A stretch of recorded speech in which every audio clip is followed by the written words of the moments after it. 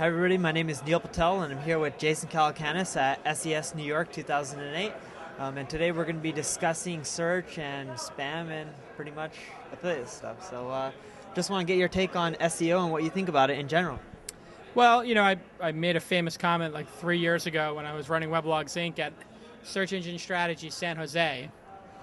And somebody asked me at the end of the Q&A what we did at Weblogs Inc. on a gadget and autoblog to get such great SEO, and I said we don't really do any SEO. We have nobody at the company who handles that, and SEO is kind of BS anyway, right? Isn't it? It's sort of like just guys who are in bad suits, trying to sell you these $5,000 contracts, and everybody started booing and hissing, and I said, what, is anybody here in SEO? And then everybody raised their hand. I had no idea that there were that many people who were SEOs. I thought SEOs was just like a small number of people because, you get these emails, you get these phone calls. Hey, I'm going to make your site #1 for any 10 terms, you want. And, meanwhile, they're 10 Google whacks or something, It's pretty comical. But that was my view of the SEO industry. And so then Danny Sullivan asked me that question at SES Chicago like a year ago. And I said, well, I really don't know much about SEO. All I know is I never really did it. I just tried to make great content. And he pointed out that actually we had really cleanly designed pages with good metadata. I said, okay, I guess we do. We named the title as well. So it was a little bit of a controversial quote, but I think the truth is there's black hat SEO.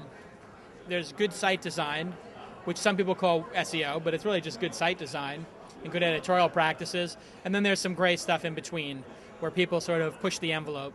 And so I'm clearly against the black and clearly okay with the white, designing your site well. And the gray hat stuff, some of it seems harmless, some of it seems like a waste of time to me. I always feel like put your effort into making a great page that helps people, and that's the best long-term strategy. And from my viewpoint, it's somewhat similar, right? SEO, and I think all the good SEOs, we revolve everything around good content. Because if you don't have good content or a good product or a good service, it doesn't matter. You can't market crap and have a successful business, right? There's no point in it. Right. So it's first you need something that's great. And then it's doing the clean site structure, links, things like that get it more popular. There are the people that go on to do the black stuff or the white stuff and go a bit of shady or a bit above and beyond. And I won't lie, I do a lot of it myself.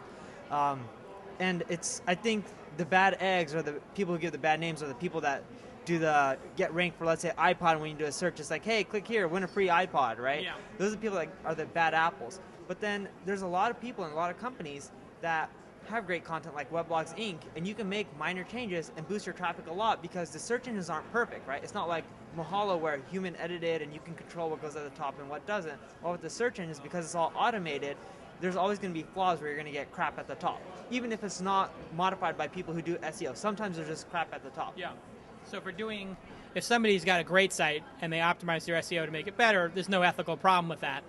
I think the problem is there's no way for a site owner who's got a bad site or an okay site or an average site, there's no way for them to actually get feedback from Google or Yahoo or Microsoft or ask on what they could do to be better, right? Those sites won't talk to you about your page. If your page doesn't get ranked, they tell you, make it better or whatever, or it's not our problem, and then people resort to SEO. And I think that's where sometimes the bad site owners or the average site owners get misled. They think that it's the SEO that's important, and they don't actually look at themselves and say, wow, my site is not as good as Engadget or Gizmodo or Joystick or whatever. And so I think there's only 10 results, right, available for iPod, and 90% of the people only hit those top 10. So the truth is, there may actually be many more good sites than there are room for them in the top of the search rankings. So I think it's a problem for the search engine companies. We actually will talk to people at Mahalo and say, if you think we got it wrong, you can debate it with us, but we have one condition. You have to debate it with us in public. So you can go to the message board on iPhone and say, why am I not in the top 7?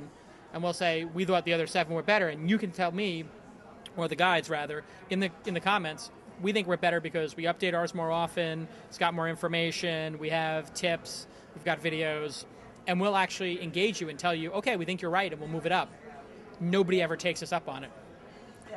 No, that totally makes sense. And if I felt if I should be on top, I would definitely take it up with you guys, and I think people should. But to the point of for the rankings and what's relevant and what's not, I somewhat agree with you. But I also feel that a lot of the results that are there are naturally there, and SEOs aren't there manipulating or doing anything. There's so many sites on the web, SEOs are not even touching the majority of them, right?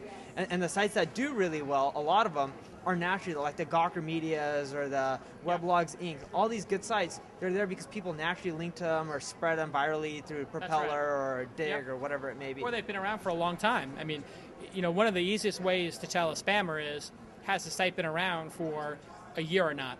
And we'll tell people if we don't like their site, if we don't think it's worthy of getting linked, we'll say the site's only 5, 6, 7 weeks old. Come back to us when it's a year old. And that really sort of sets a real challenge.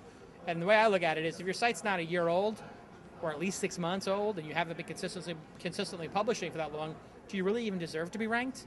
Maybe this should be a 1 year, you have to prove yourself thing, or a 6 year. I know it's hard on people who want to start sites, but the fact is, it's really competitive. Maybe you need to prove yourself for a little time.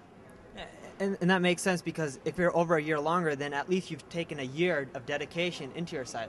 The only problem I see with that is there's good companies starting up, like a lot of Web 2.0s that have a solid product, a solid offering, and they're brand new domain name. They're not even thinking about search.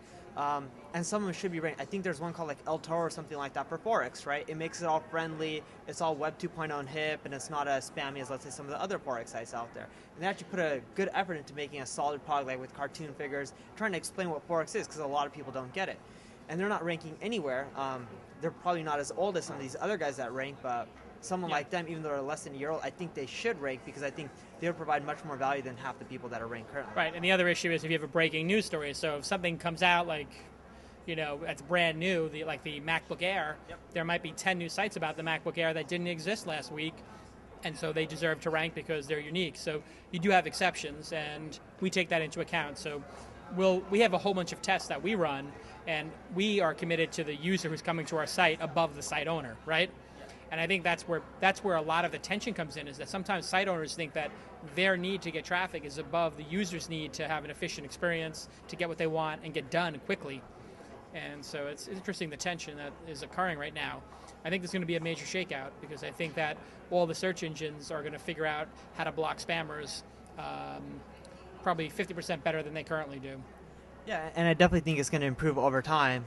At the same time, the good spammers are always going to figure out loopholes, right? And that is the question. I mean, can the spammers keep up with the things? I mean, people say semantic web and human search are unspammable. I know that human search is unspammable. It's really hard. We get very little spam. People don't even try.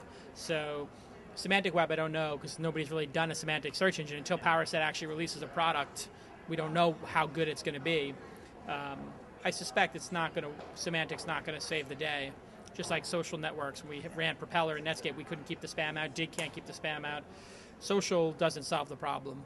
No, social doesn't, because there's tons of users out there, and to be honest, they're getting paid for it. And even I've gotten paid for it many times. I personally have gone hundreds of stories to the Dig homepage. I didn't get paid for all of them, but I got paid for a good percentage of them. And you can charge 5 to figures and upwards for a page. You get a homepage story? Of course, because it's the links, because it's what you're thinking about is maybe traffic. I'm thinking of it, hey, if I can get you links for a specific story and get you ranked for a specific keyword, that's money. Because if it's, let's say, auto insurance or whatever it may be, that conversion for auto insurance, you're going to be making millions of dollars on it. So you're not charging for the service, you're charging for how much do you think you can make them. So I should hire you to help me with Mahalo? I can pretty much probably take care of the large. All right, we got to wrap up. Yeah. So, no, sounds good, and it was great having you. It was great seeing you, my man. Yeah, no problem, and keep in touch. There's going to be more coming from SES New York 2008.